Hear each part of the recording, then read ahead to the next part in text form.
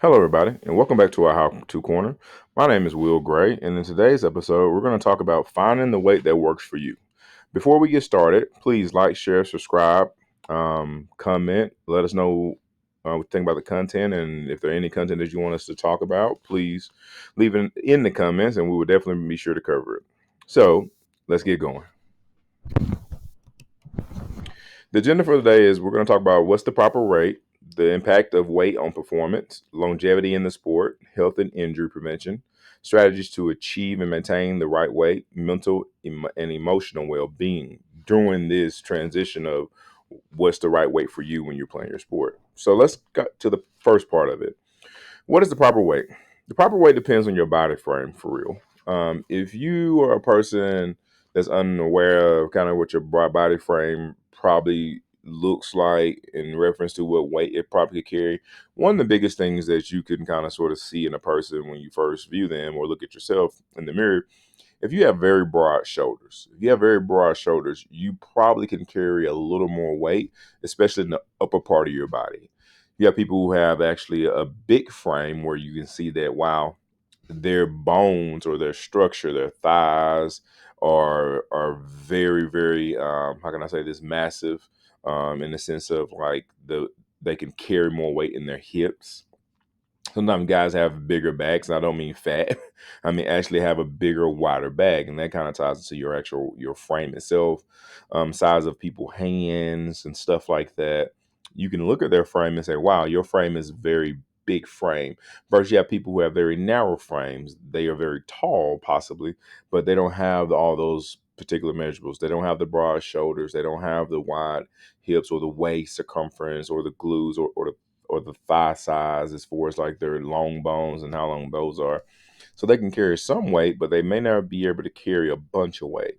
Now, what does your sport position require? Depending on what you play, it is going to determine what you probably are going to need.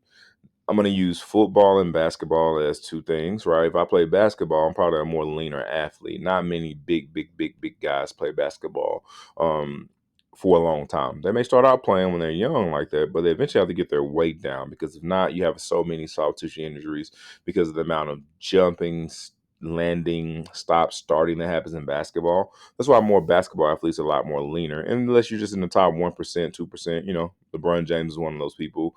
He's tall, but he's very big human. Now in football, it's so position specific. Defense linemen, offense linemen are going to be bigger people. Period. They're probably going to carry a lot of weight. Between the weight of about 265 to 330, depending on their frame too. So that position requires it just because of how much, clashing that goes on there. Now, when you think about the quarterback position, most quarterbacks are all different sizes. Some are very tall. Some are not as tall. Some are kind of stocky. Some are very broad and they're wide. Some are very slender. So Lamar Jackson frame probably not going to want to carry a bunch of weight. I know he's messing with the weight change this year a little bit, but I'm pretty sure he decided to slim back down. If I'm not mistaken. I think he added weight last year, and then this year he decided to go back down. Feels a lot more fluid because of just the fact adding more weight for him was durability, probably being more powerful. When truth be told, that's not really his game. But then positions like cornerbacks and receivers, those guys are different based on their frames too. I just feel like if you're a shorter corner, I don't feel like you should be walking around here at 200. Like if you're 5'10", below 200 pounds, unless you're just a freak athlete, it's probably a lot for you because of how much backpedaling you have to do, how much running you have to do. There's a lot of pounding of the grass or the turf that has to happen with you, stop, start. So as time goes on, probably not the best weight for you. Now, if it is, that means that you probably just are one of the top percentile of people who have that type of weight. Now, how does your body feel when you're heavier or lighter? That's important too. When you change your weight, I look at it in about 10-pound increments, and you'll be able to know if that weight makes you feel your best. You have to trust that. When you start running, you start cutting, you start moving around, you're like, wow, I feel great. Like, I feel like a little step slower. I don't feel as is explosive, or maybe I just feel heavy and I don't like that feeling. And does the extra or less weight negatively affect your performance? Like I said in the bullet before, how does it make you feel? Are you seeing results that you want to see?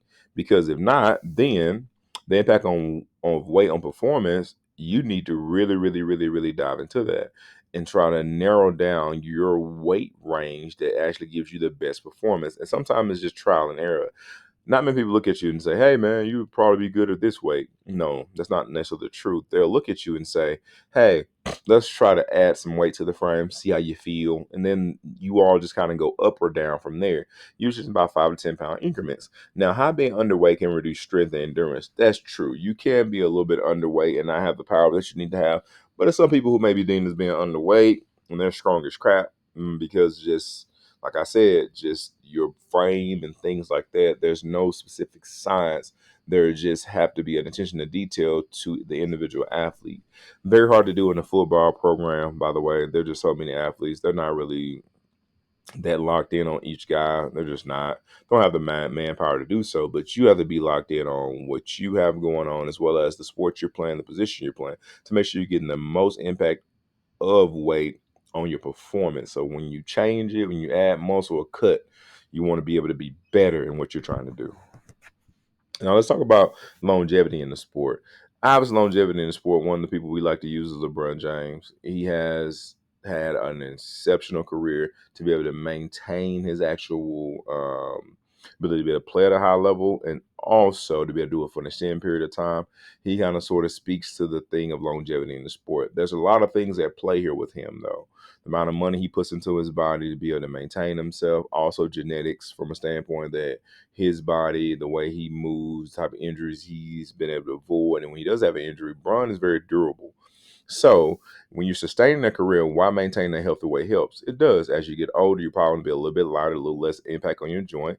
How drastic weight changes or playing heavy can shorten careers. When you add weight for a time, it tends to put stress on your joints and the soft tissue injuries because as we get older, we don't have as much water in our muscles. Our muscles tend to not have as much water and not as much pliability. So that extra weight is really loading those tissues up, and that tend to shorten our careers a little bit. Just because we stay injured all the time doesn't mean that we're necessarily losing a step, but we can't just stay healthy. And availability is the best ability. So LeBron James' career is a prime example of weight, genetics, as well as the attention to detail to his body he took in order to make sure he could perform at the best level. And a lot of people who done his actual regimen will say, I felt a little heavy, but man, I felt strong. I didn't have any injuries that year.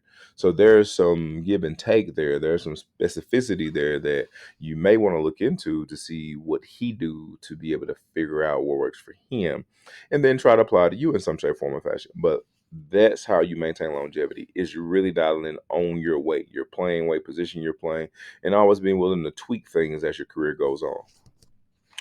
Now, health and injury prevention. Higher body fat, risk of joint stress. Yes, if you're a heavier person, you definitely have more risk of tearing ligaments as well as injuries, lower body weight, and risk of overuse injuries, stress, and fractures. If you're less weight, you can also open yourself to injuries also because you don't have the durability in order to prevent the amount of stress that's on your joints. So when you start to move around, do stuff, your body breaks down, your muscles break down. You don't have the tone to maintain yourself. So it's not necessarily the weight that you necessarily need all the time. Sometimes it's just the strength. It's that added strength to be able to prevent the muscle breakdown. So there's a balance there. Higher body fat, low body weight does not, give you an advantage one way or the other. It's trying to find that happy medium, that balance. And the importance of maintaining muscle mass to protect bones and joints. Pretty much what I said. The muscle mass, that tone protects you. If you have the right muscle mass and the right tone, you will see a lot less injuries and a lot more ability to be able to sustain your performance over an extended period of time.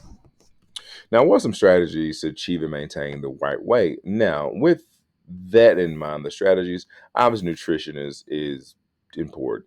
It's not just a fad diet. It's things that you know you need in your body that you enjoy eating. They're not going to kill your gains, right? So a lot of people in the league have chefs. For a lot of times, you don't need chefs. You just need an actual nutritionist to work up something for you, and you can try to develop it yourself early in your career. And you may not be perfect, but just trying to implement some of those things, you may find a happy medium for yourself. Strength and conditioning tailored to sport and position. You definitely need to have somebody on your team who specifically is there for you, who's trying to figure it out for you. Not just somebody people recommend only, but somebody who you feel as if is the person that fits you the best, who hears what you say, takes your input, gives you information, answer your questions, and that gives you trust in what they're doing, but also it gives you some ownership in what you're doing to be able to make sure you maintaining your weight, getting the proper nutrition in your body. And then like I said, the collaboration piece, just being able to collaborate the athlete, the coach, nutritionist, everybody on the same page. Because truth be told, you're just trying to get what works for you. And that's important, to have a community of people in your corner on your team to be able to make sure you're able to do that and be able to reach that goal of being the best, finding your way, having the best performances, because that is what's going to get you to where you're trying to get to, career wise, financially, or whatever. Now, the last piece, mental and emotional well-being. Now, there's pressures that come with being at a weight, and as well as playing healthy. And that means that, when you're hurt, especially in football, hurt is different than being injured. They want you to play through certain things when you're hurt, just what it is. And just having a certain weight on your body. A lot of coaches and teams want you to be a certain weight. They could be totally wrong. They don't care. They have an ideal of what they want you to do for them. So sometimes there's a balance you have to figure out there, and you have to have some pushback when you know necessarily have pushback. Hey, I don't play it this way. I'm better at that way. Now I'll show you, and then go from there. And just realizing that there is some risk there, some type of actual give and take there. Now, the risk of disordered eating, unhealthy weight cutting, meaning that you really want to try to make sure your eating is right, your rest is right, and being unhealthy and cutting your weight, man, that causes a lot of mental and emotional stress in your body because of what you have to put your body through. And building that balanced mindset about your body image and performance is what helps maintain that mental and emotional well-being. You gotta know you, understand who you are, what works for you, and being able to get them to understand that I'm going to be my best, but I have to be this to be my best. And most of the time, coaches get out of the way of that. They want you to perform well. So what it takes to perform well, they're all about supporting that thing, although some of them can be stubborn.